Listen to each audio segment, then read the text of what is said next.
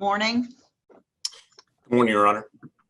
All right, Mr. Nutter, whenever you're ready.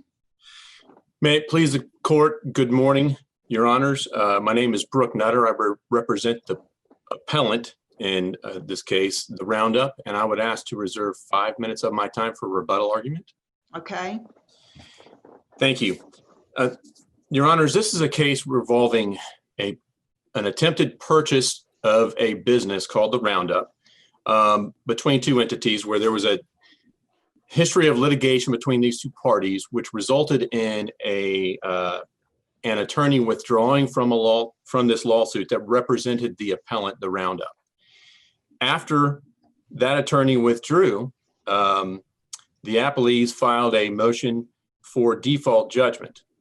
And at that time, the judge issued an order allowing the lower attorney to withdraw, saying that the appellant had 30 days to hire new counsel, or that appellant could be subject to dismissal.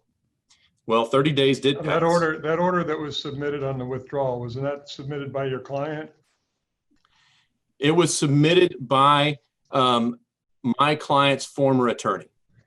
So it's your client's former attorney that put the provision in there that if counsel wasn't retained in 30 days, a default would be a possibility, or words to that effect, right?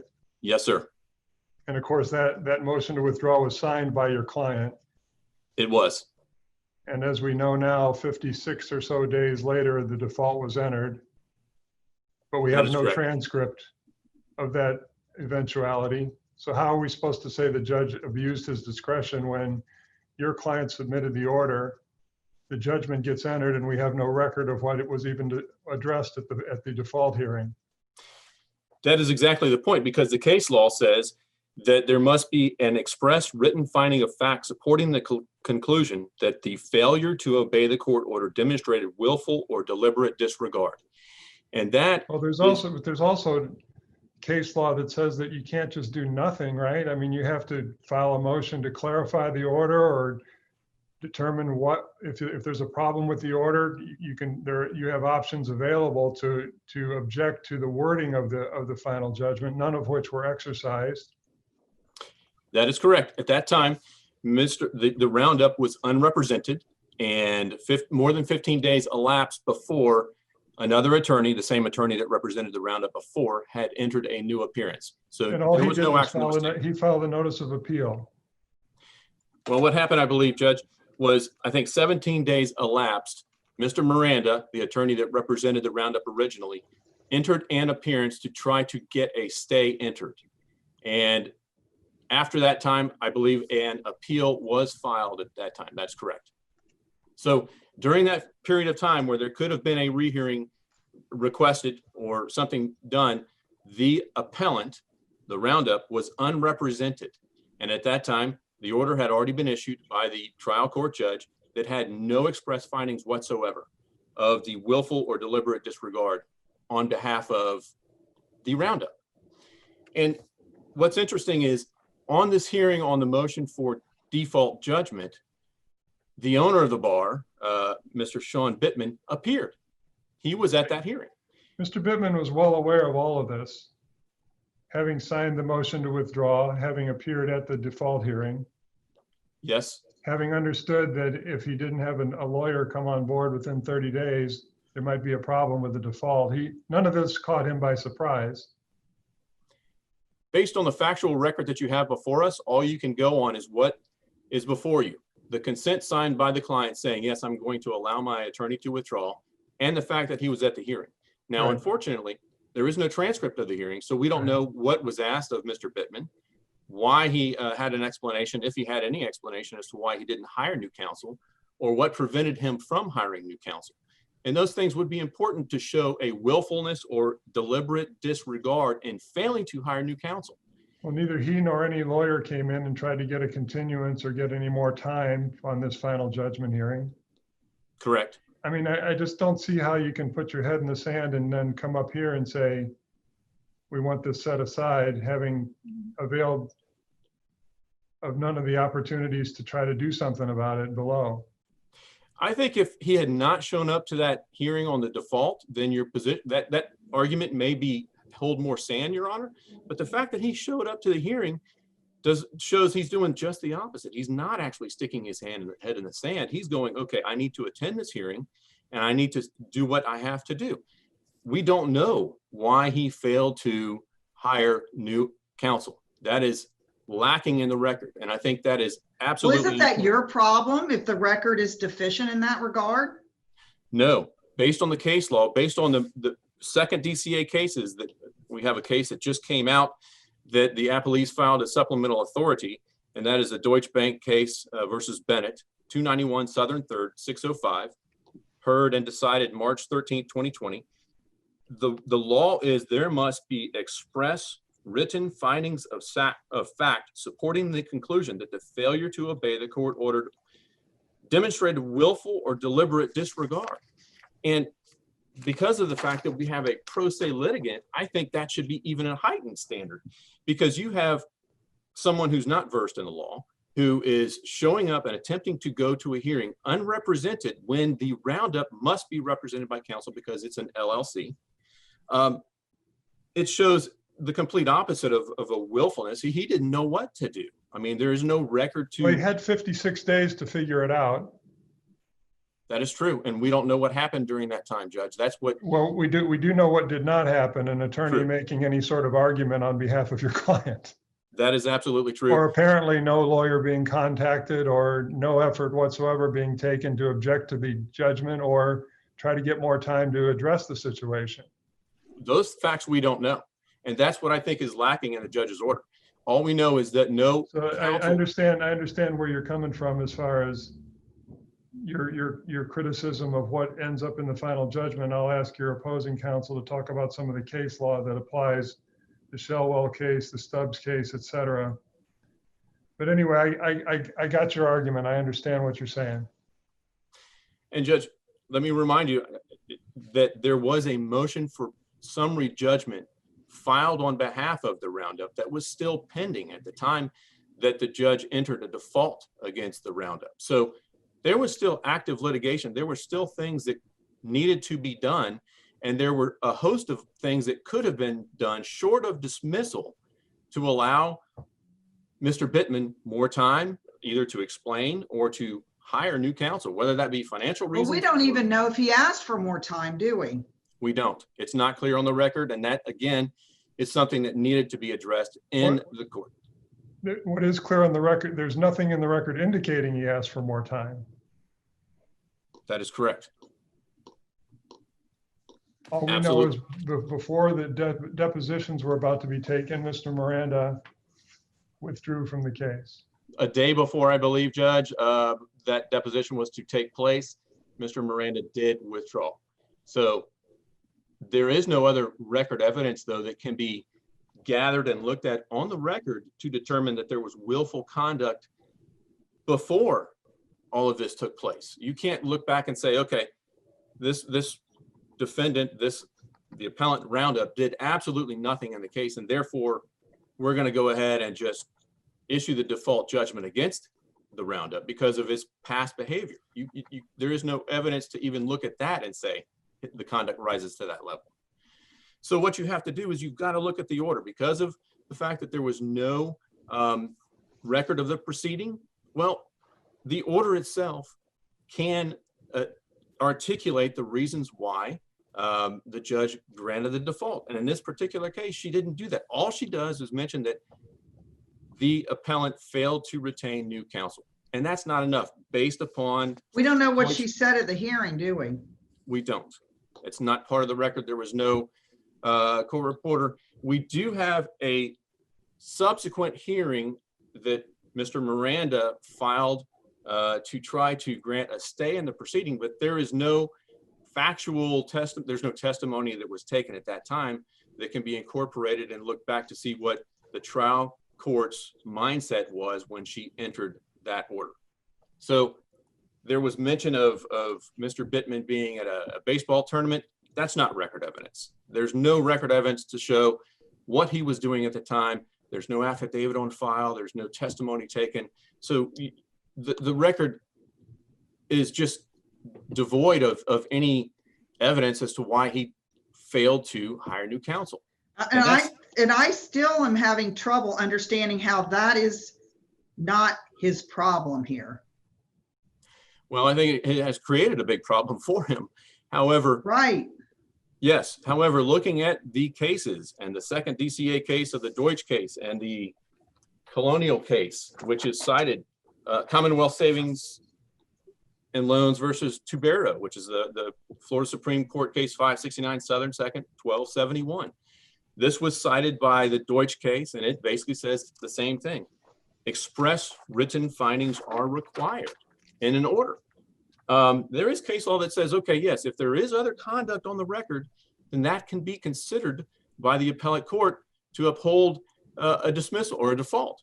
But you don't have that record evidence in this case that can be used to interpret what the trial judge's mindset was. And that's, I think, the biggest argument, the strongest argument, the clearest abuse of discretion in this case, which is the standard of review.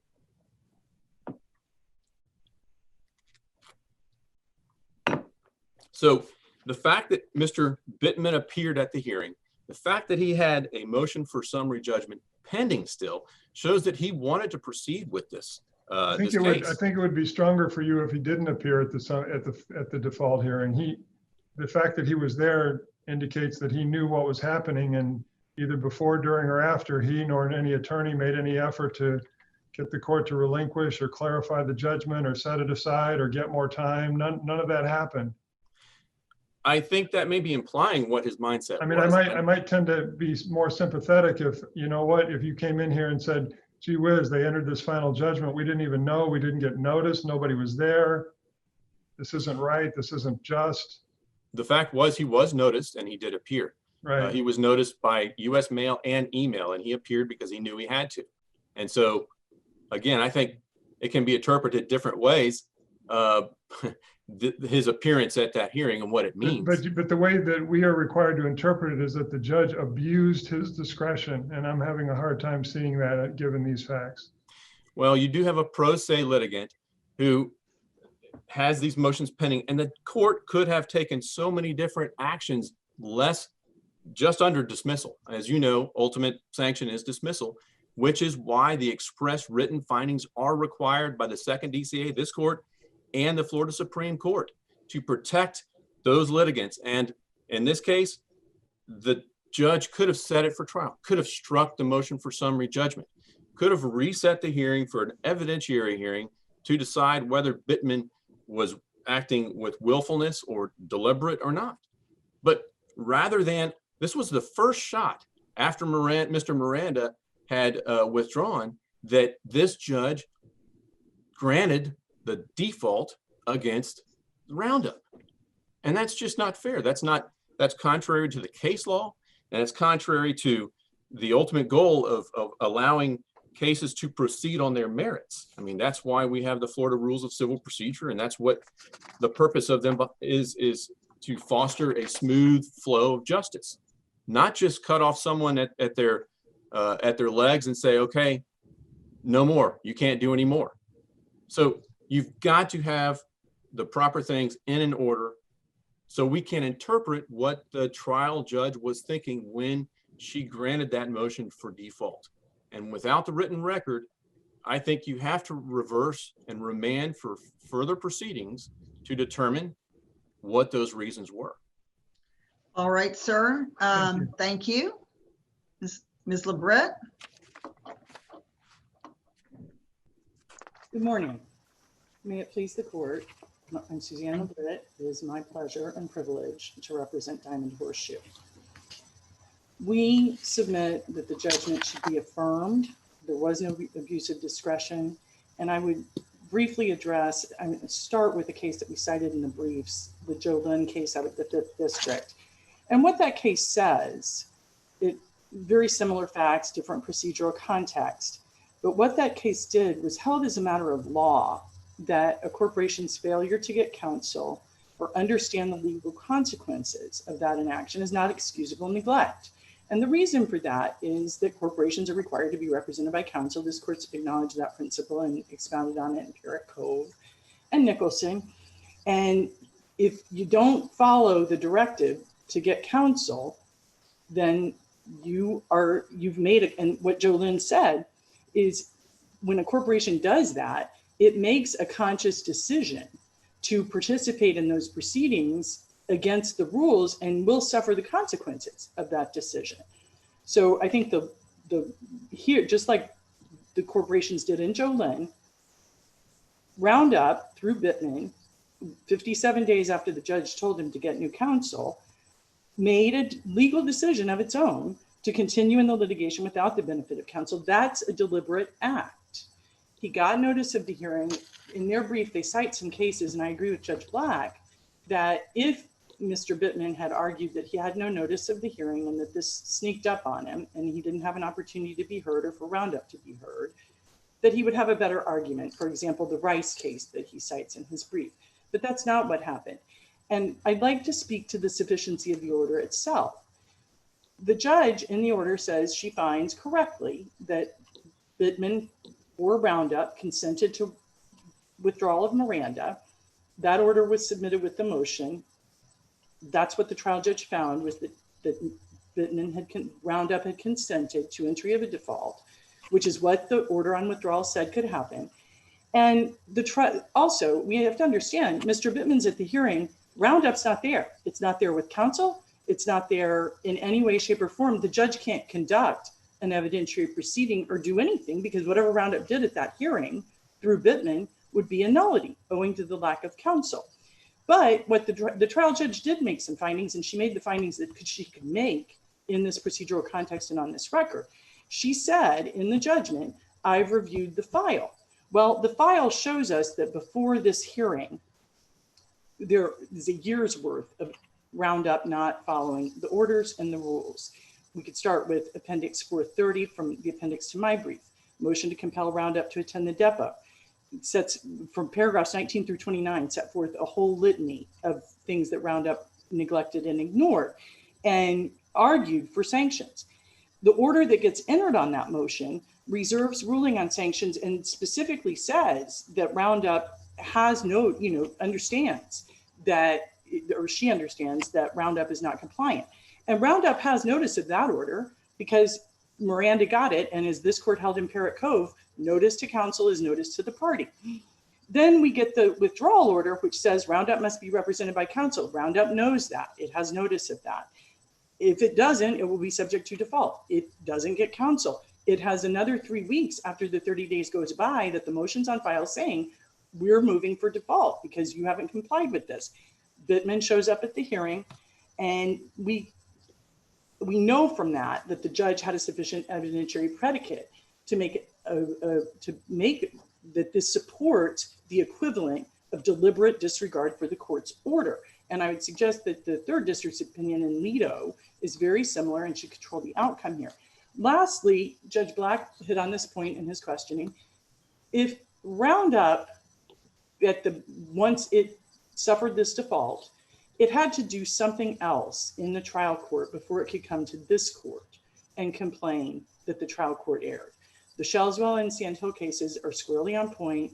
This court, those cases apply, the Chapter 61 cases, and I acknowledge in the brief that that's an issue in this court with statutorily required findings, but it's not an issue in the district courts of appeal right now on these types of findings that they're waived if the offended party doesn't bring it to the court's attention and he could have, the business about 15 days. Well, if this was a final judgment, and there's some question as to whether it is or isn't, but if it was final, the 15 days is gone.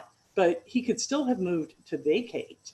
We don't know why he didn't move to set aside or bring something to the court's attention that would have given her the opportunity to either relieve him of the default or stand on her ruling or make an evidentiary finding, which is what the law required. And for all of those reasons, we submit that this judgment should be affirmed. I'm happy to answer any additional questions, but if not, that's what the relief that we request. Okay. All right, thank you. Mr. Nutter? Yes, Your Honor. Judge, the purpose of the Florida Rules of Civil Procedure is to encourage the orderly movement of litigation. The purpose usually can be accomplished by the imposition of a sanction that is less harsh than dismissal and that is directed toward the person responsible for the delayed filing of the complaint. That is contained in the Kozel v. Ostendorf case, 629 Southern 2nd, 817. This is a Florida Supreme Court case. Defaults and dismissals are not favored upon. The Florida Supreme Court and the second DCA courts have said time and again, they would rather have cases decided on their merits rather than grant these defaults and even motions for summary judgment. They would like to have things determined on the merits. Now, yes, there is an issue here because Mr. Bittman failed to hire an attorney, if that was the proper party that would have hired an attorney for Roundup. He was also present at that hearing, but there is no record contained. There is no, again, no magic words are required, but there must be a finding, a written express finding of willfulness or deliberate acts, disregard as to why you failed to follow an order of the trial court. And I think the order is completely lacking. There is no requirement. There is no finding whatsoever that Mr. Bittman just failed to do anything whatsoever. And that's what needs to be done. That needs to be this case needs to be remanded so there can be further proceedings and Mr. Bittman can be questioned with an attorney present as to why he took that action. It's premature to dismiss this case. And we ask that you reverse, remand for further proceedings. Okay, thank you. Thank you both. We're going to take a 10 or 15 minute recess and then we'll be back to conclude our docket. Thank you.